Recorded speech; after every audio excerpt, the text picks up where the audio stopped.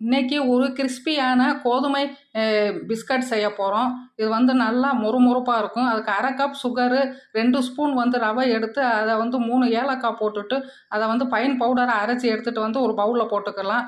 2 cup கோதுமை மாவை சலிச்சு எடுத்துக்கிடலாம். அதையும் அதில் மிக்ஸ் பண்ணிக்கிடலாம். மிக்ஸ் பண்ணிவிட்டு 2 பிஞ்ச் வந்து சோடாப்பு, அப்புறமா 2 பிஞ்ச் வந்து சமையலுக்கு போடுற உப்பையும் போட்டு கலந்துக்கிடுவோம். 4 ஸ்பூன் வந்து நெய் உருக்கி அதில் சேர்த்துக்கிடுவோம். சேர்த்து கலந்துட்டு அதை வந்து நல்லா தண்ணி ஊற்றி கொஞ்சம் கொஞ்சமாக சப்பாத்தி மாவு பதத்துக்கு பிசைஞ்சு எடுத்துக்கிடுவோம். பிசைஞ்சு எடுத்துட்டு இதை ப்ரெஸ் பண்ணோம்னா இப்போ அமுங்கணும். இதை வந்து சப்பாத்தி மாதிரி தேய்ச்சிக்கிடுவோம். தேய்ச்சிட்டு இப்போ வந்து அதில் வந்து பீஸ் போட்டுக்கிடுவோம். பீஸ் போட்டு எல்லாமே எடுத்தாச்சு. இப்போ இந்த மாதிரி 1/2 இன்ச் அளவு எடுத்துட்டு அதை கடாயில் வந்து எண்ணெய் விட்டு நல்லா காஞ்ச பிறகு இப்போ வந்து ஒரு 2 நிமிஷம் அப்படியே விட்டுறணும். விட்டுட்டு இப்போ வந்து பிரட்டி போடுவோம்.